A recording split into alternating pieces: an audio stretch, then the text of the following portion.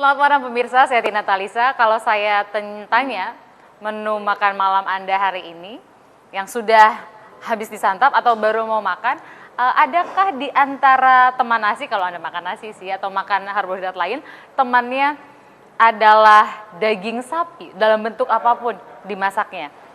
Kalau pilihannya ternyata nggak ada, apakah karena memang sengaja atau nggak sengaja karena susah dapetinnya lagi? Dan kapan terakhir Anda belanja daging sapi? Kayak saya boleh jujur, saya beruntung karena waktu hari Sabtu kemarin saya sempat ke Pasar Modern Bintaro, belanja di sana dan saya sempetin beli daging, untung beli saat itu. Jadi nggak ngalamin sekarang harus menghadapi teman-teman para pedagang daging sapi yang memilih untuk belum berjualan karena harganya lagi mahal-mahalnya banget. Nah, itu adalah salah satu topik yang akan kita bahas. Yang berikutnya berhubungan juga dengan pangan, kita bicara soal gagal panen. Jadi harga daging sapi naik.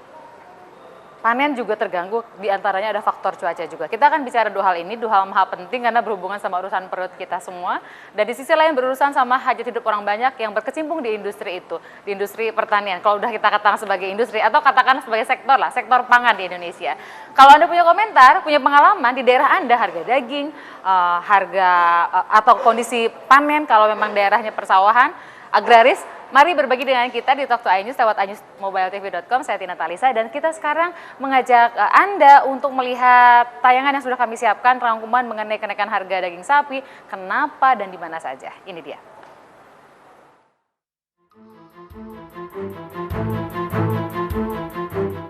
Anda ibu rumah tangga tentu heran atau malah jadi bingung melihat lapak pedagang daging sapi ini kosong.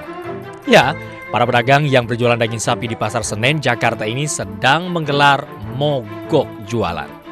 Alasannya tak lain, melonjaknya harga daging sapi, yakni mencapai Rp140.000 per kilogram, membuat mereka merugi karena sepi pembeli. Udah 2 hari. Ya rencana sih sekitar 4 hari kan. Sehari Kamis.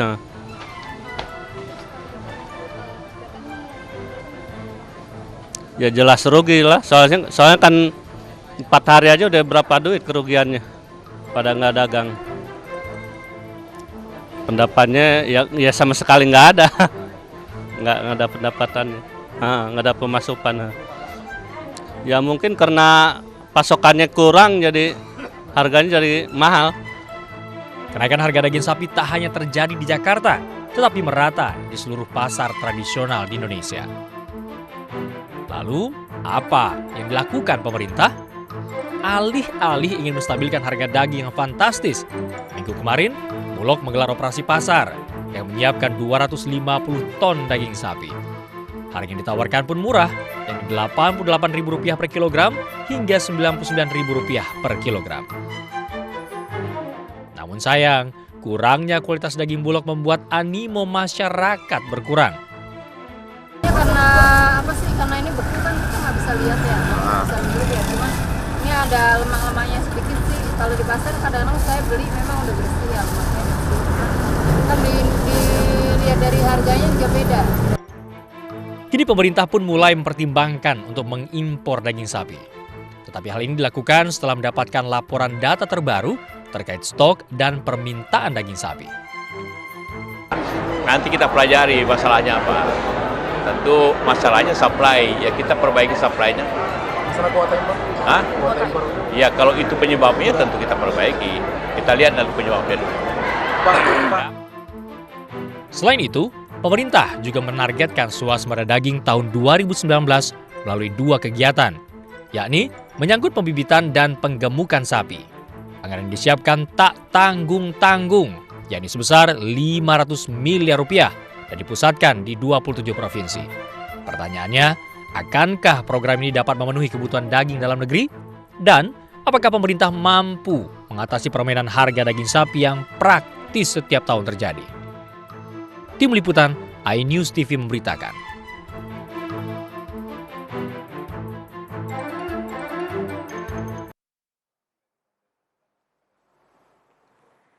Saya ajak Anda untuk dapatkan informasi dari Nufus Zahra, rekan kami yang ada di Pasar Senen, untuk mengetahui soal bagaimana perkembangan dari mogoknya para penjual daging sapi. Zahra, silakan. Zahra. Ya, Tina Talisa, benar sekali. Sekarang saya berada di Pasar Impres, Pasar Senen, Jakarta Pusat. Tempat saya berada ini adalah di Los Daging, tepatnya di Blok 3 Pasar Senen, Jakarta Pusat. Biasanya di Los Daging ini setiap harinya pedagang daging beraktivitas menjual daging. Namun sejak hari Sabtu lalu, para pedagang daging ini memutuskan untuk mogok berjualan atau bisa juga disebutkan berhenti berjualan karena harga daging sapi tiba-tiba melonjak naik secara drastis sejak hari raya kemarin. Ini sungguh aneh, Tina, karena seharusnya setelah hari raya daging sapi itu bukannya naik tetapi turun. Namun pada kenyataannya kelonjakan harga itu menyebabkan para pedagang menjadi kesulitan untuk berdagang daging sapi. Dan menurut data yang saya peroleh, hal ini disebabkan oleh sedikitnya supply atau pasokan daging sapi yang bisa diproduksi oleh negara kita sendiri. Dan akibatnya kabarnya pula data yang kami dapat dari Kementerian Pertanian bahwa pemerintah akan melakukan impor daging sapi untuk memenuhi kebutuhan daging sapi oleh warga Jakarta. Dan berikut data yang saya peroleh, data daging yang akan diimpor oleh pemerintah pada tahun 2015. Pada triwulan pertama, kuota impor yang akan kita lakukan adalah sebanyak 1.000 daging sapi. Dan pada triwulan kedua nanti, kuota yang akan kita impor naik menjadi 250.000 ekor sapi. Dan nanti di triwulan ketiga, kuota akan turun menjadi 50.000 ekor daging sapi. Namun bagaimanapun impor daging sapi ini apakah bisa menjadi solusi atau bahkan bisa menjadi bumerang bagi kita, dan bagaimanakah situasi sesungguhnya yang terjadi di Pasar Impres Senen ini sejak hari Sabtu kemarin. Pedagang sudah berhenti berdagang dan sekarang saya akan mewawancarai salah seorang pedagang daging sapi yang beliau ini juga merupakan Ketua Asosiasi Pedagang Daging Sapi se-Jabodetabek. Ada Haji Sutisna Wijaya atau yang terkenal dengan Pak Haji Entis Sutisna. Selamat malam Pak Haji. Selamat malam, terima kasih banyak. Ya, bagaimana Pak Haji bisa diceritakan kepada pemirsa iNews TV bagaimana situasi dari Sabtu kemarin pedagang sapi berhenti berdagang, apa masalahnya, bagaimana kenaikannya, setinggi apa kenaikan harga daging sapi di Pasar Senen ini Pak? Kami sebetulnya libur bukan dari hari Sabtu, dari hari Minggu. Kami punya rencana sampai hari Rebo. Dan permasalahannya sapi itu kan harganya selalu naik. Ada keanehan-keanehan di sini, biasanya umumnya dari tahun, mungkin saya udah 30 tahun pedagang jualan sapi, baru keanehan di tahun ini. Setelah Lebaran bukannya turun malah naik. Sehingga angka kenaikannya itu dari harga kemarin sebelum Lebaran, harga pasar kita masih mendapatkan sapi timbang karkas 74.000. Nah sampai sekarang ini kemarin Lebaran kita punya harga sapi 84.000. Artinya dari harga kemarin standar biasa itu 74.000 menjadi 94.000, artinya ada kenaikan 20.000. Nah bagi kami pedagang sangat berat dan memberatkan semua, baik kami maupun konsumen kami juga sangat berat. Nah untuk itu kami juga mohon kepada pemerintah untuk ikut campur tangan dalam hal ini. Bagaimanakah info yang para pedagang sapi dapatkan tentang kenaikan harga ini? Disebabkan oleh apa? Bapak bisa ceritakan? Disebabkan mungkin alasan mereka itu karena impor ya sapi yang diterima oleh feedlotter itu pada bulan kuartal ini hanya 50.000 ekor sapi.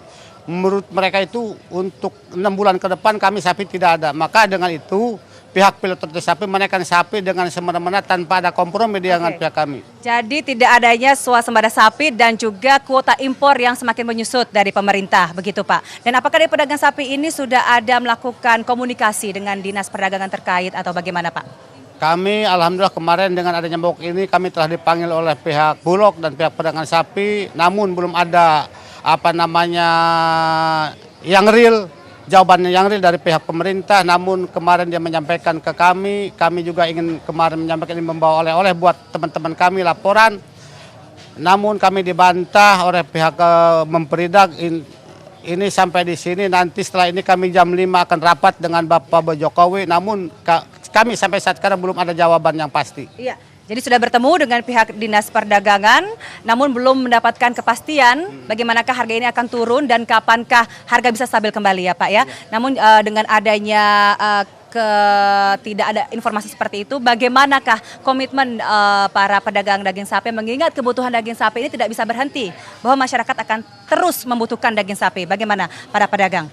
Kami memang sepakat dari awal kami sepakat bahwa kami libur sampai hari Rebo, namun insya Allah hari Kamis walaupun dengan keadaan terpaksa kami akan melakukan aktivitas seperti biasa berjualan, walaupun itu terpaksa. Ya. Tapi saya yakin dan percaya kepada Pak Jokowi bisa menekan pihak petlotter. Namun saat ini yang selalu menaikkan harga itulah sapi tum itu sendiri. Oke, Bapak, terima kasih Pak Haji. Dan pemirsa bisa dilihat dengan kosongnya los ini, biasanya dipenuhi oleh daging sapi yang akan dijual, namun sekarang dipenuhi oleh spanduk-spanduk berisi protes para pedagang daging sapi terhadap pemerintah yang menaikkan harga daging sapi. Menurut mereka sangat tidak masuk akal begitu pemirsa. Dan juga pemirsa bisa lihat di belakang saya, bapak-bapak ini adalah para pedagang daging sapi yang biasanya jam segini sudah tutup warung ya dengan membawa uang pulang ke rumah, namun mereka belum bisa berdagang karena belum bisa membeli daging dari pemasok yang harganya masih meroket, dan efeknya adalah tentunya mereka seperti kehilangan pekerjaan untuk sementara. Begitu pemirsa. Dan demikian Tina Talisa yang dapat saya laporkan perkembangan dari Pasar Senen. Semoga saja dengan kenaikan harga ini bisa segera mendapatkan solusi dari pemerintah kita. Saya kembalikan ke Tina di studio. Terima kasih Zahra. Sekarang di sini di Talk to Anju sudah ada 2 orang, Pak Asnawi dari Asosiasi Pedagang Daging Indonesia. Selamat malam Pak. Kemudian Bang Nursi, terakhir kita kemarin ngobrol soal dwelling time, pelabuhan, sekarang kita ngomongin daging. Besok kita ngomongin nggak tahu apa lagi. Gila itu Kak, menarik. Yang paling menarik juga itu Kak. Ngomongin pilkada juga sama Abang. Iya. Pak Asnawi, Ya. saya tuh tinggal di Bintaro. Jadi kalau belanja saya ke Pasar Modern Bintaro. Hari Sabtu kemarin saya ke pasar, terus tujuan pertama tuh ke tukang daging memang. Stok buat bikin kaldu buat anak, tuh karena masih punya anak balita, jadi semua bikin sendiri gitu kalau kaldu daging. Saya belanja, terus si abangnya bilang, "Teh, untung teh belanja hari ini, soalnya mulai besok sampai Rabu kita mau mogok," gitu ngingetin. Saya beli dan memang ya harganya seperti yang kemudian dikeluhkan. Tapi saya beli ada buntut 1 kilo, ada iga totalnya 1,7 kilo, daging semur 220.000 lah gitu ya semuanya. Nah sekarang buat ibu-ibu yang nggak ngerti Pak Asnawi, ini apa sih yang terjadi? Kenapa sih pedagang sampai mogok? Terus kalaupun mogok karena naik, apa sih yang bikin harga ini demikian naik? Baik. Pertama, kesemua ini lari kepada kebijakan pemerintah. Ketika pemerintah melakukan pembatasan kuota impor, pemerintah menghitung kepada data statistik. Sedangkan data statistik secara administrasi saya katakan itu benar. Nah, secara teori itu benar. Tapi secara fisikal di lapangan kita belum tahu persis karena sapi untuk dipotong itu ada makhluk hidup. Ketika dihitung saat itu datanya ada, tapi pasca dihitung sapi itu berjalan pada posisi yang lain. Contoh soal gini, saya melakukan pembelanjaan di pasar hewan. Ketika saya masuk di posisi pasar Muntilan, sapi itu ada di situ. Nah, ketika saya esok harinya masuk ke pasar Mojokerto, sapi berpindah dari Muntilan ke Mojokerto.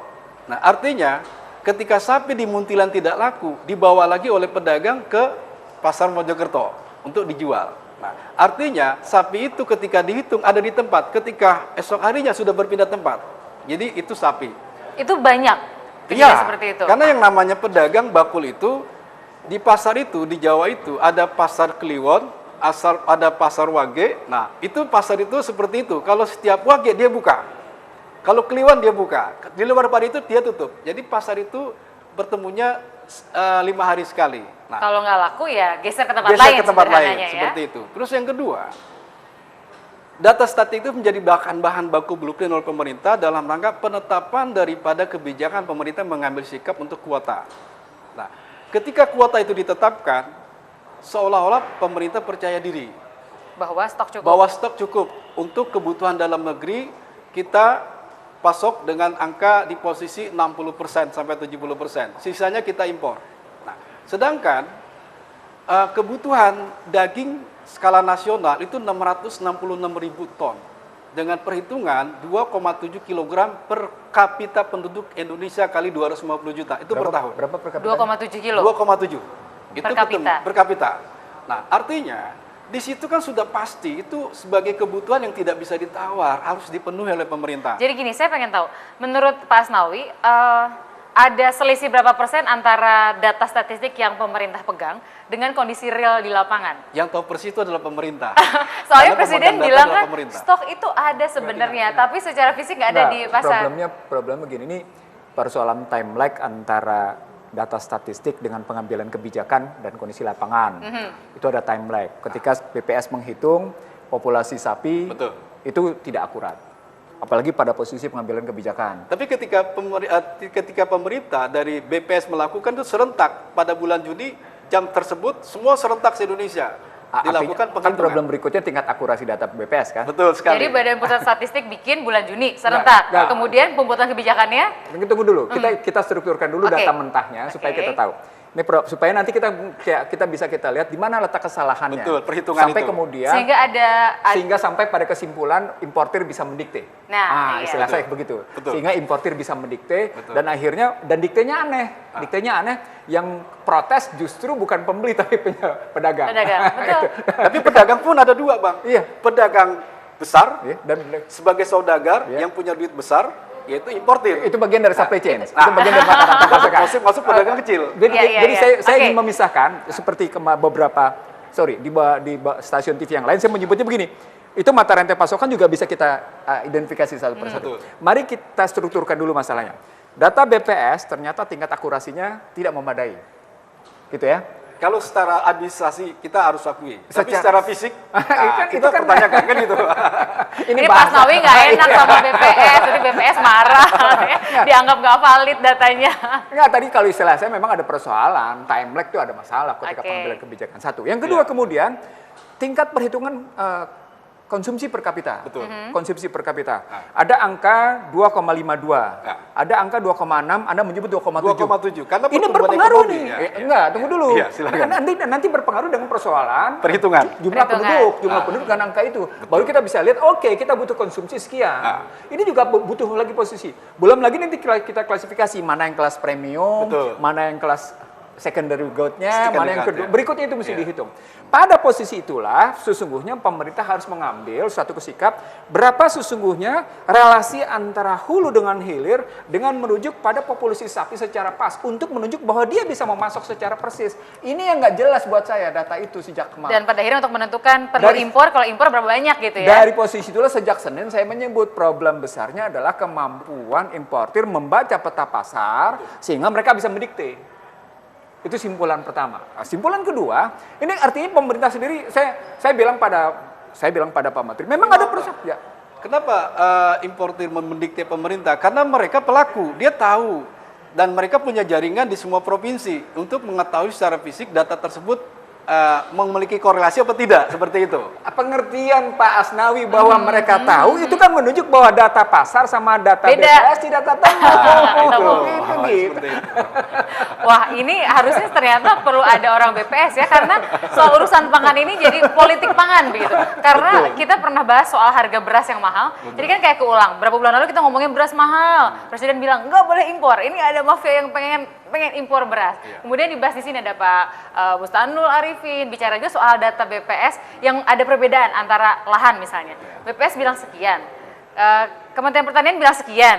Terus soal kebutuhan, yang ini bilang segitu, yang ini bilang segono gitu. Jadi antara gapnya itu nggak ketemu jadi angka-angkanya. Saya menyebutnya tidak begini. Selama angkanya tidak terintegrasi dengan validitas yang tinggi, Iya. selama itu tingkat akurasi kebijakan rendah jadinya. Betul, karena semuanya Problemnya di berbasis situ. pada data. Iya.